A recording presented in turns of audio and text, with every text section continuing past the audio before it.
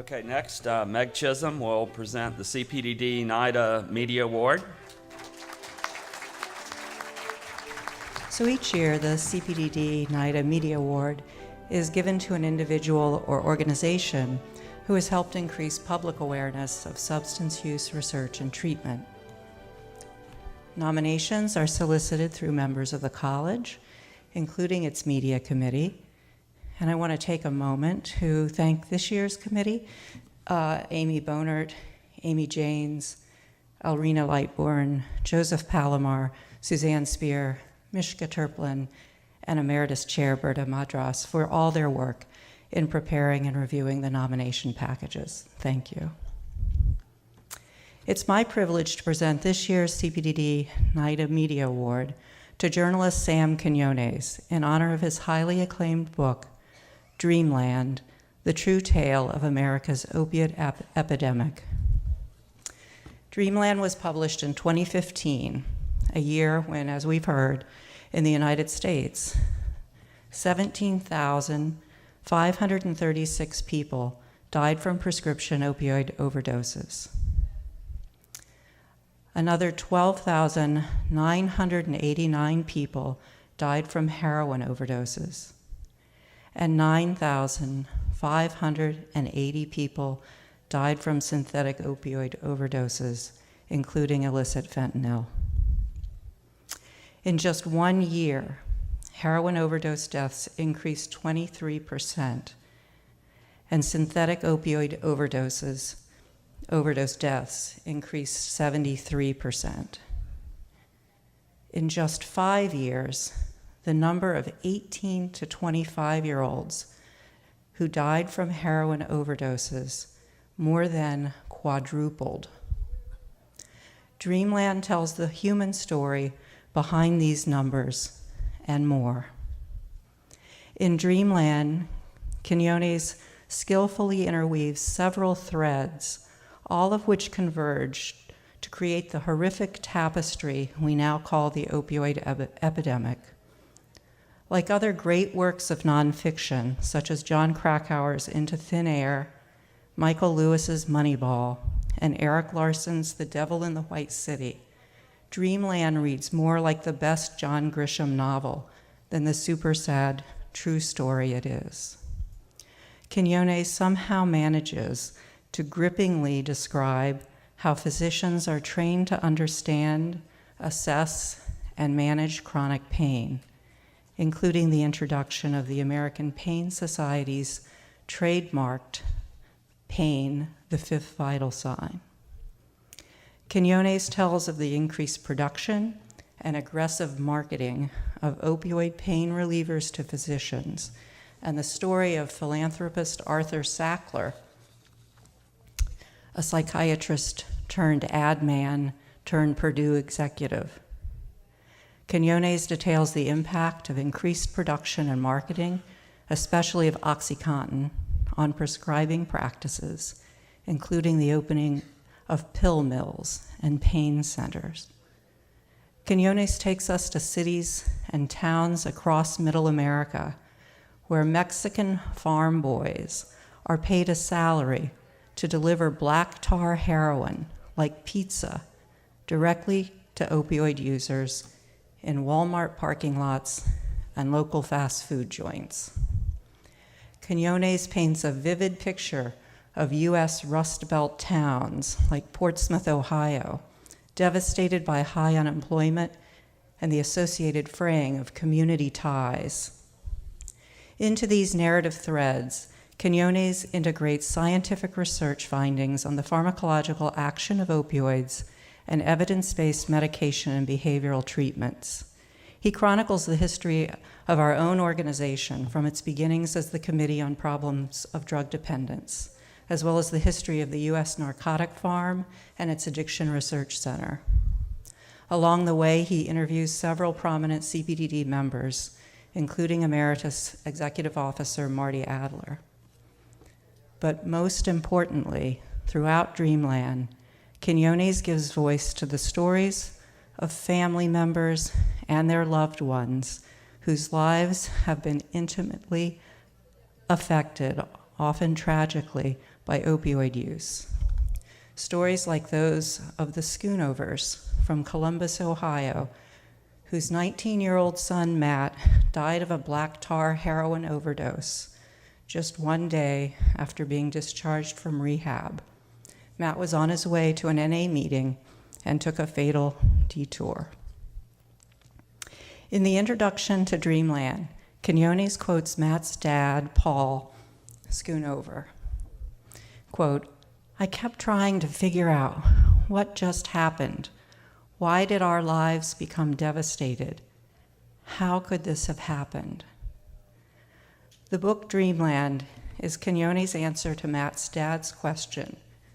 And on Father's Day, I think we should remember all the fathers who've lost their children through opioid overdose. Through Quinones' in-depth analysis, which situates the opioid epidemic and its personal toll within historical, sociocultural, economic, organizational, and scientific contexts, he shows us exactly how this opioid epidemic emerged. Dreamland won the 2015 National Book Critics Circle Award for nonfiction. It was listed as one of the best books of 2015 by the LA Times, the Boston Globe, Entertainment Weekly, Amazon, Slate, among others. In addition, Michael Botticelli, former director of the White House Office of National Drug Control Policy, cited Dreamland as his favorite book of 2015. So this year, I'm honored to say that Dreamland is our favorite book. Please join me in recognizing Sam Quinones as the recipient of the 2017 CPDD NIDA Media Award. Thank you so much. It's so sweet of you. Thanks so much. Okay, thank you very much. Is that okay? How you guys doing? Good? Man, it's great to be here. I've never been to Montreal before. I have been to your meeting, though.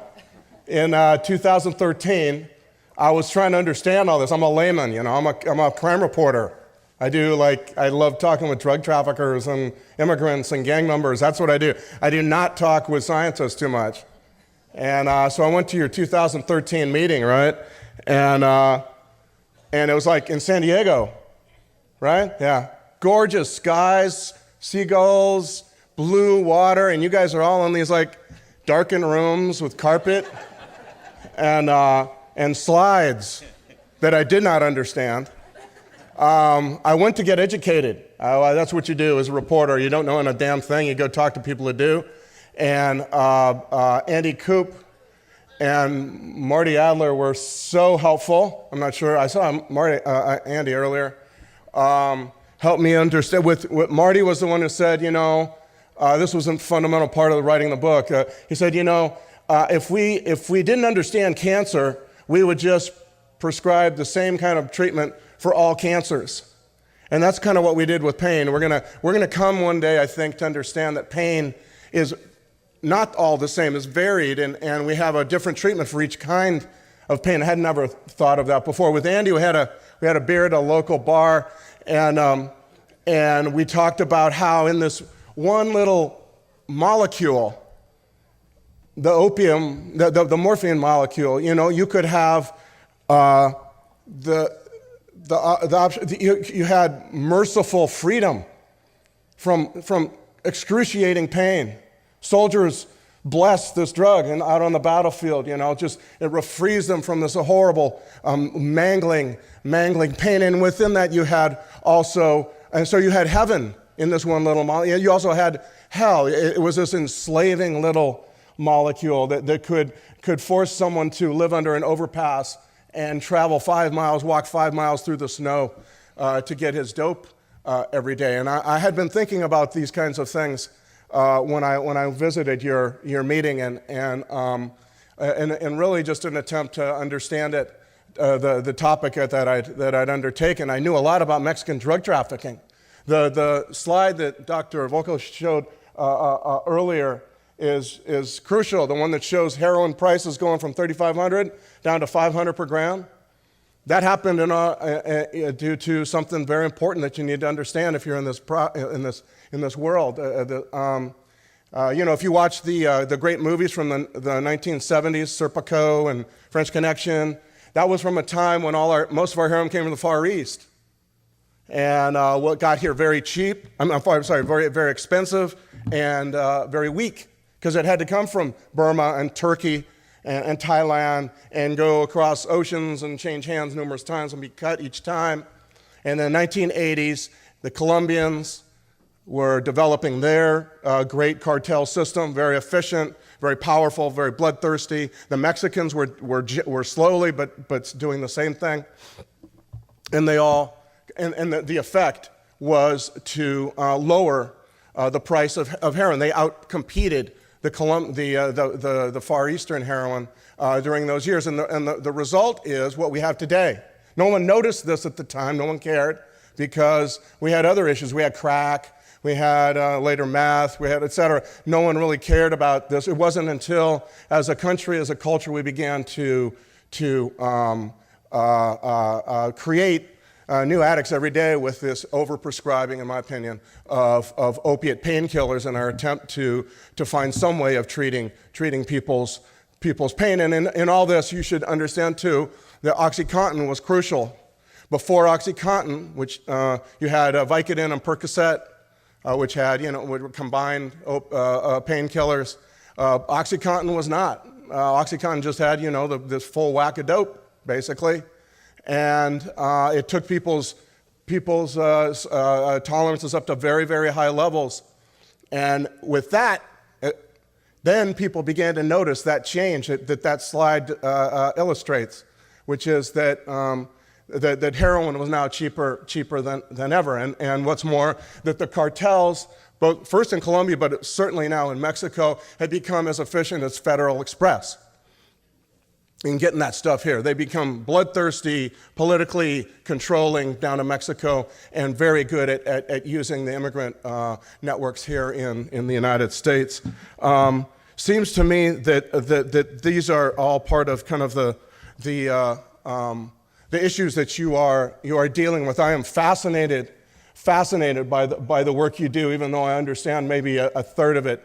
It's cutting edge stuff. When you get into writing about heroin, you come to understand too that what you're really writing about. I thought I was writing a book about drug trafficking and dope dealers and immigrants and all that stuff, And really, what I came to understand was that I was really writing a book about America.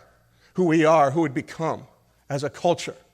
So isolated, so narcissistic, so averse to pain, a culture that believes we're entitled to a life free of pain. But above all, I think the common denominator, why is there heroin in Portsmouth, Ohio, and in the wealthiest suburbs of Charlotte, North Carolina?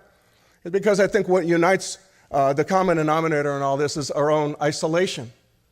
We are isolated from each other. We in many, many ways, technologically, and just in the way we build our suburbs, build these beautiful, gorgeous suburbs. We call that prosperity, yet they're imbued with this deep isolation. And that is where heroin is most severe right now. May have started in Appalachia, but it's killing people in suburban Indianapolis. I could just tell you right now, I was just there. So when you're involved in this, as you're deep into the minutia, keep in mind that this is a story that really is enormous, and it's a cultural story as well. It's about how we're isolated, what we've done to ourselves in a sense. 24-hour news. 24-hour news is just like heroin. Just as heroin brings all addicts who use it to some small little group, and no one ever wants to talk to anybody who doesn't use dope or sell dope or et cetera. That's what 24-hour news has done to our politics, So as you're involved in this incredible minutia that is so valuable and so important, keep in mind too that the larger context of what you're doing and where you are in the culture and how important all this is. The country, Canada, but I know the United States would be lost without you. And so I want to say thank you. I'm very, very honored to be given this award. If you look in that pamphlet, I am what's wrong with this picture by quite a bit. But I thank you so much. Keep up the good work. I'll be back there. I would love to meet with you. They asked me to bring some books to sell. I'd love to meet with you and talk about what you're doing afterwards. Thank you all very, very much.